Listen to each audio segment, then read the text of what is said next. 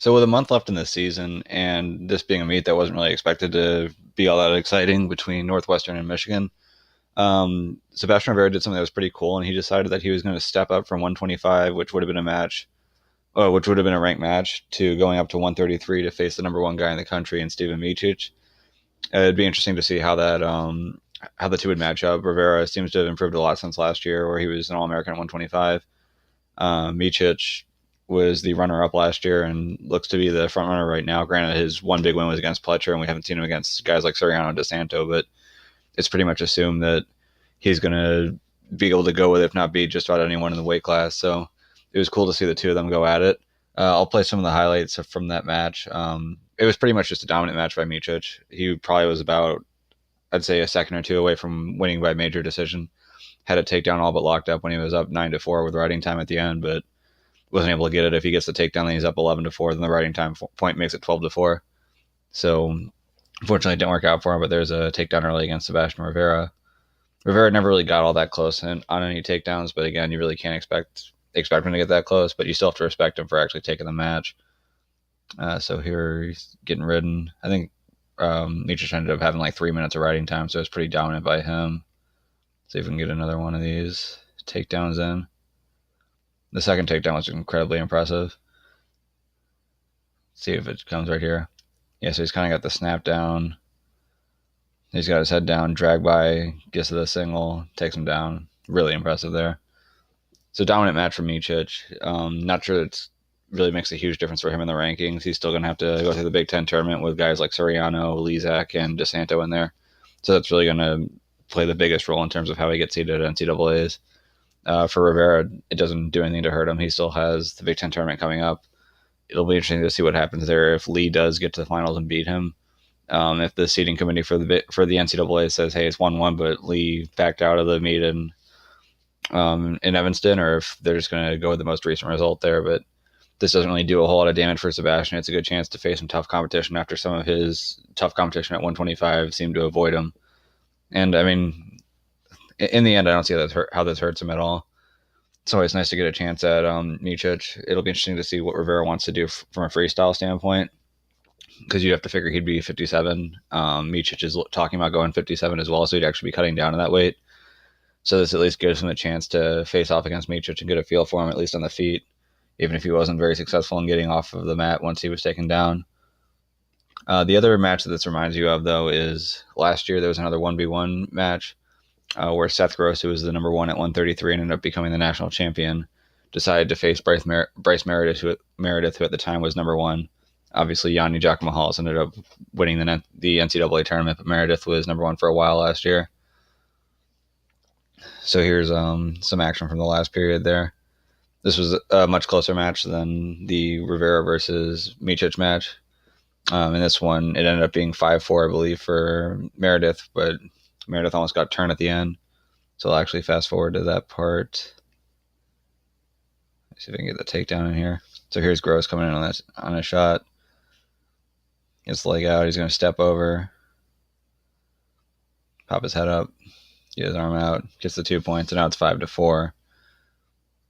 And then at this point, he's trying to let Meredith come up. Meredith's stalling, and then he almost takes advantage and gets a tilt here. But Meredith was able to avoid giving up any points there. Gets up on top at the end, but it was enough for him to hang on and get the victory. So it's something I respect a lot. And anytime a guy's wanting to move up in weight, it's interesting to see this happen in wrestling, because in wrestling you really don't see guys fight outside their weight class a whole lot. In jiu-jitsu or in some other grappling sports, but primarily jiu-jitsu, it's fairly common. In most big jiu-jitsu tournaments, they have what's called an absolute division, which just means completely open weight. So sometimes you can have guys who are 140, 150 pounds who beat the heavyweights and end up winning that. Now, would that be feasible in wrestling? I don't think so, but it still is nice to see when guys bump up 8 pounds at a time, or maybe even 10 pounds sometimes, and face off against guys who are bigger than them. So it brought up a question that Jordan Burroughs mentioned on his Twitter. So he was saying, in which 1v1 do you think the lighter guy would have the best chance to win? The top one in the poll was Nolf versus Joseph. This one, I guess if you know what's going on in the Penn State wrestling room, you probably know the answer to this, whether or not that's a reasonable expectation. Nolf is definitely a lot more offensive than Joseph, but Joseph's got very good defense, good at winning low-scoring matches. So I don't know how the two would face off against each other, if Nolf would be able to actually finish on Joseph, or what would happen there. You figure if Nolf is able to get a couple takedowns on Joseph, he'd probably be able to win that match, but I have no idea what would happen between the two. I actually voted Nickel versus Gable. Gable had a match with Greg Kirkfleet, who isn't the biggest guy. I don't know if he's a heavyweight or if he would go to 197, but Gable won that match 3-2. It was a pretty close match. So I feel like Nickel could probably keep it tight with Gable too, but I think Nickel's probably a little better than Kirkfleet right now, and by saying I think so, I would be shocked if that wasn't the case. Micic versus Yanni would be interesting. I think Yanni probably wins that match. Miles Martin versus Bo Nickel. Nickel wins that match more often than not, but Martin has won that match, so I can see why people would vote that way. Yanni versus Ashnault. Ashnault had competed at 141 for a while. Never won the national title. Yanni won it as a true freshman. Ashnault's a little bit bigger this year, but I think Ashnault would have a lot of trouble with Yanni, and I think Yanni probably wins that match. So that's another one where you could probably pick the guy at the lighter weight class. And then Miles Martin and Mark Hall. That's a tough one too. I think Hall's kind of small for 74, but he's just such a good wrestler that it almost feels like to me if Mark Hall was on a different team, he'd probably be wrestling at 165. But since they already have Vincenzo Joseph, he wrestles at 74 and he's so good, it doesn't always matter. Like when he goes against Valencia, it seems like Valencia has a size edge on him, but Hall is just so good defensively that he's able to win a lot of matches against guys who are probably a little bit bigger and a little bit stronger than him. And then for Miles Martin, the size advantage would be even larger at that point. Very good offensively. That'd be a match I would definitely like to see. I'm kind of having trouble right now. I'm trying to pick it in my head and try to figure out how it would go. I think you probably have to give a slight edge to Martin, but I think it'd be a fun match to watch either way. So will we see any of these matches coming up this season at least? I don't think so. Micic and Yanni aren't supposed to face off at any point, or at least Michigan and Cornell. Penn State and Minnesota, I don't think they have any matches coming up, but even if they did, it'd make a lot more sense to have Kassar face Gable than to bump up Nickel. Martin versus Nickel, we just had the Ohio State and Penn State meet, so that didn't happen then. It's not going to happen. Obviously, they're not going to bump anyone up for the Big Ten tournament or the NCAA tournament. Nolf versus Joseph, that's just a match that happens in the wrestling room. So I'm sure that's happened a ton of times, but unless you're in the room and willing to talk, no one's really going to know how that went.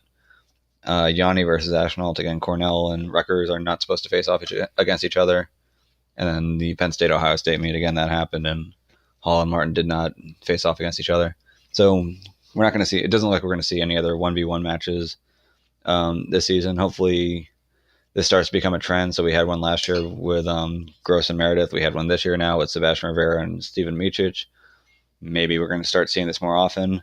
Maybe in the off season, if we can get some people to put together some interesting duels, maybe even in the all-star duels, they'll start bringing guys up and down different weight classes. That'll be fun to watch. But respect to Sebastian Rivera for actually stepping up and taking on a challenge like that. Respect to Micic for winning. And anyone else who's considering doing this in the future, definitely like to see it. It's good for the fans. It's good for the sport. It's good for people to talk about. It's always fun to imagine matchups between weight classes, but when you can actually get to see them, it's great. So good job by Sebastian Rivera here and stepping up.